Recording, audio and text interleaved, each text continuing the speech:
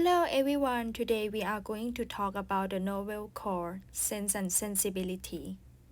Sense and Sensibility is a novel written by Jane Austen. It was published anonymously in 3 volumes in 1811.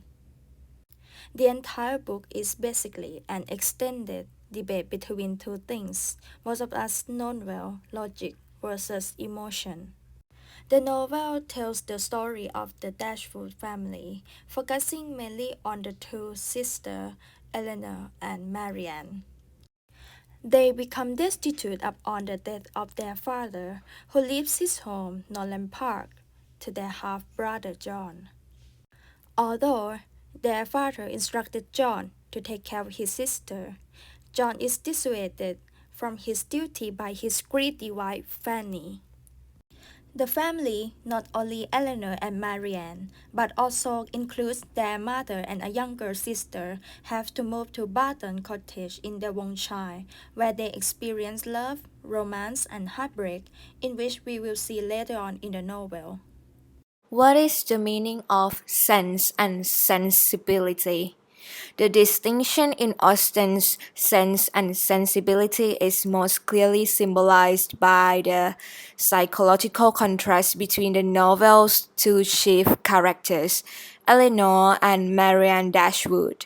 The contrast between sense and sensibility was also reflected in cultural and historical context as well. Austen wrote this novel around the turn of the 18th century between the transition of two cultural movements, classicism and romanticism.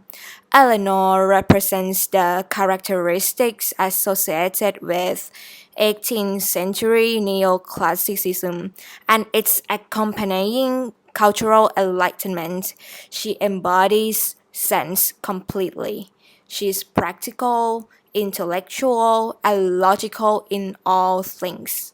On the other hand, Marianne embraces the qualities associated with sensibility. She is totally romantic, emotional, sensitive, idealistic, excessive, and dedicated to the beauty of nature. Austen's characterization of Marianne reminds us of the English romantic scene. The challenge at the heart of the novel is for sense and sensibility to cooperate, and for the sisters to find a meeting point between reason and emotion. Now, let's talk about the main characters. Mrs. Dashwood. She is the second wife of Henry Dashwood, the former owner of Norland. She has 3 daughters named Eleanor, Marianne, and Margaret. Mrs. Dashwood is a kind, caring mother who looks out for her daughters and tries to see them into happy, comfortable life with good husband, but is not as scheming as Mrs. Farrar, and is generally more interested in her daughter's happiness than in their financial fortune. Mr. John Dashwood. He is the half-brother of the Dashwood sister, who is rather greedy. He doesn't help his sister particularly in finance, even he has promised to his dying father to help them. Mr. Dashwood is easily pursued and bosses around by his wife, and is greatly concerned with social status and prestige. And next to Mr. John Dashwood is Mrs. Dashwood or Fanny, the wife of John Dashwood, who is greedy like her husband. She doesn't want John to give any money to his sister, so that her son can inherit it all, and she cleverly persuades him out of giving his sister any money. Fanny is more concerned with wealth and status than love or character. She tries to discourage the possible marriage between Edward, her brother, and Eleanor. The next and important character is Eleanor Dashwood, the eldest of the 3 Dashwood sisters. Eleanor exemplifies sense as Sucheta described before. She is a rational thinker who restrains her emotion, even when she suffers from great hardship. Eleanor is polite and always tries to say the right thing when around company. She is in love with Edward, but tries to ignore or put aside this feeling because of understanding that Edward has engaged with Lucy Steele. Besides her is Marianne Dashwood, the middle Dashwood sister who is completely opposite to Eleanor, as she represents the theme of sensibility. Marianne falls in love easily and quickly with Willoughby, and when he abandons her, she does not even try to restrain or moderate her sadness. She bursts into tears numerous times, whether in privacy or in public. Edward Ferrars. Edward is one of Fanny's brothers, who is a kind and honorable gentleman. Early in the novel, he grows close to Eleanor. In Marianne's opinion, he lacks taste and artistic sensibility, but Eleanor admires him. He also prioritizes duty and responsibility over money, unlike other members of his family. Next character is Colonel Brandon. He is a friend of Sir John Middleton, the landlord of Barton. The Dashwood sisters meet him at Barton Park. Brandon is a 35-year-old bachelor. When he meets Marian, he instantly falls in love with her, but she thinks he is far too old to marry and neglects his affection. Next to him is John Willoughby. Willoughby is a charming gentleman who Marian quickly falls in love with when he picks her up after she has fallen in a rainstorm. He shares Marian's sensibility and artistic tastes before suddenly leaving her to London. Okay, now we will move on to the story setting. The novel Sense and Sensibility is set in southwest England between 1792 to 1797. In the beginning of the story, we will see that the Dashwood live in Norland Park in Sussex County, but after Henry's death, they needed to move to Barton Cottage in Devonshire County. The characters will also go to London to Mrs. Jennings' place and also attend the balls in London as well. In Chapter 1, the narrator described the Dashwood family who lived at Norland Park in Sussex, England. Henry Dashwood, owner of Norland Park, has a son, John, by a previous marriage, and three daughters, Eleanor, Marianne, and Margaret, by his current wife. Mr. Dashwood inherited Norland from his uncle, which arranged that Norland would pass to John, and then his son after Mr. Dashwood's death. The will does not allow Mr. Dashwood to give the estate to his second wife and the three daughters. As Mr. Dashwood became unwell, so he asked John to help Mrs. Dashwood and his half-sisters. Well, we can see in the opening of the novel that it established the issues of wealth, property, and inheritance, as the Dashwood sisters cannot make their own fortunes and must rely on inheriting or marrying into wealth. And the chapter ends by describing each Dashwood daughter. Chapter 2.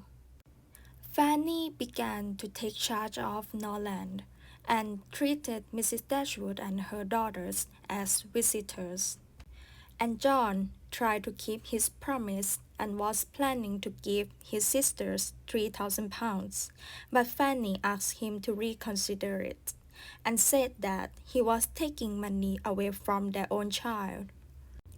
Also, she reminds him that when money is once parted with, it can never return. At first, John told his wife that he could not disobey his father's will, but Fanny persuaded him to reduce his gift from £3,000 to £1,500.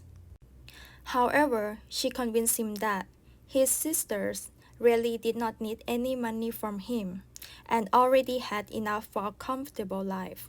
So John quickly changed his mind and decided to give his sisters nothing other than some occasional neighborly act of kindness. The scene between John and Fanny is one of the most humorous scenes in the novel. Chapter 3. Mrs. Dashwood and her children are still living in Norland Estate because they are not able to find suitable accommodation elsewhere. Mrs. Dashwood also hopes that her stepson will provide them with financial support. In the meantime, Fanny's brother pays the family a visit. Now we get the introduction of Austen's one of the main characters in the novel, Edward Ferrars. His personality is different from Fanny. His charming manners win Eleanor's heart. He may also become very rich. However, his mother controls his considerable potential inheritance. Chapter 4. Marianne expressed her opinion about Edward to her sister, but Eleanor does not agree with her views. Eleanor considers Edward to be a good human being, reserved by nature but refined in taste. When Marianne becomes aware of Eleanor's feelings for Edward, she decides to try to love him as a brother. Meanwhile, Fanny takes note of the growing friendship between Edward and Eleanor and warns Mrs. Dashwood against it. Mrs. Dashwood is offended and resolved to find a new home at the earliest possible convenience. Shortly afterwards, she received a letter from her cousin, Sir John Middleton, who offers her a house at Barton Estate in Devonshire. So the Dashwood ladies start planning to move away from Norland. This chapter demonstrates the difference in the attitudes of Eleanor and Marianne. Eleanor carefully analyzed the character of Edward and approves his manner and tastes, while Marianne shows her prejudice against Edward because he does not conform to her view of an ideal man. So Eleanor is rational, while Marianne is some kind of romantic. Chapter 5. Mrs. Dashwood announced her plan to everyone that she and all of Miss Dashwood would leave Norland to a cottage at Barton, which is quite far away. However, she also encouraged Edward to visit them there. She did not want to break up any possible match between him and Eleanor, which was opposite to Fanny, who disagreed with the match. Marianne here showed her sadness of leaving. She walked about the house and exclaimed aloud to it, "Dear, dear Norland," before they're off to Barton. In Chapter 6, the Dashwood arrived at Barton, and Mrs. Dashwood was satisfied by the cottage. She said, "It is too small for our family, but we will make ourselves tolerably comfortable for the present." Next morning, Sir John Middleton, their landlord and Mrs. Dashwood's cousin, came to say hello to the Dashwood. He invited them to visit him and his wife at Barton Park. When the Dashwood met Lady Middleton, they saw that she was cold and reserved. Sir John, though, was very chatty. The Middletons lived at Barton Park with their 4 children. Chapter 7. The Dashwood dined again at Barton Park, and they met Mrs. Jennings. Mrs. Jennings was the mother of Lady Middleton. The narrator depicts her as the merry busybody, with rather vulgar taste. Before dinner, she teased the Dashwood sister. Hope they had not left their heart behind them in such stakes. This quote affected Eleanor a little, but she did not give any kind of reaction. Colonel Brandon also dined with them this time. He was a friend of Sir John, who looked handsome and gentlemanly, but aged 35 with bachelor. After dinner, Marianne played piano and sang. Everyone applauded, but Colonel Brandon did not overly display any real pleasure, but listened to her music attentionally, which Marianne found him as all acuteness of feeling and every exquisite power of enjoyment. Chapter 8.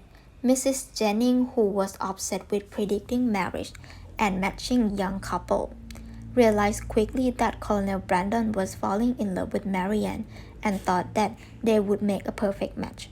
Marianne, though, thought that this would be ridiculous.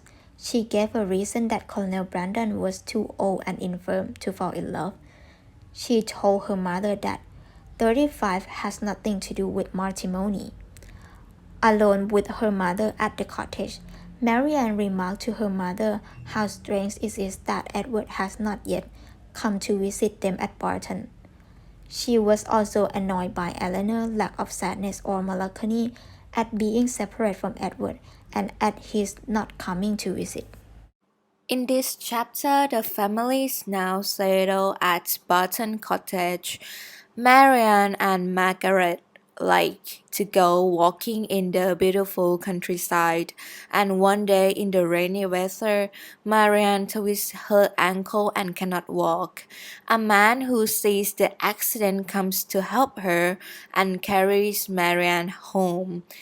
Eleanor and Mrs. Dashwood are shocked by the stranger's arrival, but he wins them over immediately because he's young, charming, handsome, and courteous. The young man introduces himself as Willoughby. So the next morning, Willoughby stops by at the house to check on Marianne. The two of them get to talk to each other and they get actually along very well after this first meeting. Eleanor keeps asking her sister about Willoughby. Marianne replies hotly, saying that she was just being open and upfront instead of acting like a proper young lady. To Marianne and Mrs. Dashwood, Willoughby is the perfect man, but Eleanor disagrees. She says Willoughby lacks truthfulness in his behavior and judgment. Eleanor is upset when Willoughby underestimates Colonel Brandon because she knows that he's a good, kind man. She also notices that Colonel Brandon really does have feelings for Marianne, but Willoughby and Marianne actually take pleasure in making fun of the colonel whom they consider to be old and boring. From the quote here, Willoughby was a young man of good abilities, quick imagination, lively spirits, and open, affectionate manners. He was exactly formed to engage Marianne's heart. For with all this, he joined not only a captivating person but a natural ardor of mind, which was now roused and increased by the example of her own, and which recommended to him her affection beyond everything else. It seems that Willoughby is the perfect lover for Marianne. It doesn't even really matter what he's like beyond the surface at this point. He seems just right. And Marianne is just completely attracted to him. This is in complete contrast to Eleanor's measured evaluation of Edward's qualities. In chapter 11, we will see that in every social engagement that the Dashwoods are invited, Willoughby is always around Marianne. His feelings for Marianne continue to grow, although Eleanor believes that they should be more restrained in showing their mutual interest publicly. Marianne is very happy in her relationship with Willoughby and forgets her homesickness. Eleanor is not nearly so content since she misses Edward's company. In this chapter, Marianne is so carried away by her love towards Willoughby that she did not think about the possible impropriety of accepting the horse. Eleanor was also taken back that she did not consider that they had no money or stables to keep the horse. But Eleanor was able to reason with her sister and get her to decline the offer. But Willoughby insists that this horse is still hers as an evidence of love.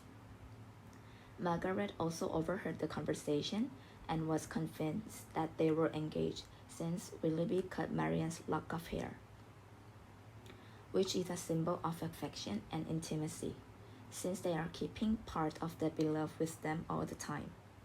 But it also symbolizes an unreliable feeling as well, because as we go on, we will see that there will be misunderstanding. So locks of hair is unreliable, since the relationship between the characters will fail. Eleanor's perception of the behavior shows that if they do not have an agreement, then they are acting with too much affection.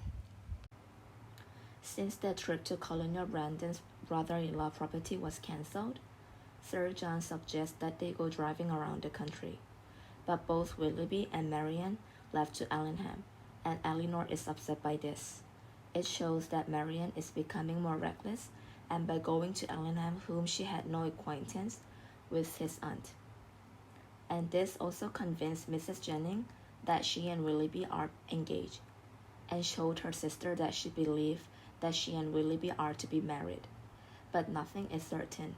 Marianne possibly assumes too much, since things can always change for the worse. Willoughby is interested in the Barton cottage, and he spends a lot of time in the cottage than Allenham. He also insists that nothing should be changed in the Barton cottage, and if he could rebuild his own house, he would duplicate the cottage exactly, since it is a reminder of the happy times he has had there. He also openly confessed his affection for Marianne and for all of them, and asked that they remain unchanged always, which indicate that if they are not engaged, then it will happen soon. But this is not always the case, because of Willoughby's silence on the subject of Colonel Brandon, since he used to seize every opportunity to make fun of Colonel. So with his unusual behavior, it seems like a change is soon to happen that might soon destroy the relationship.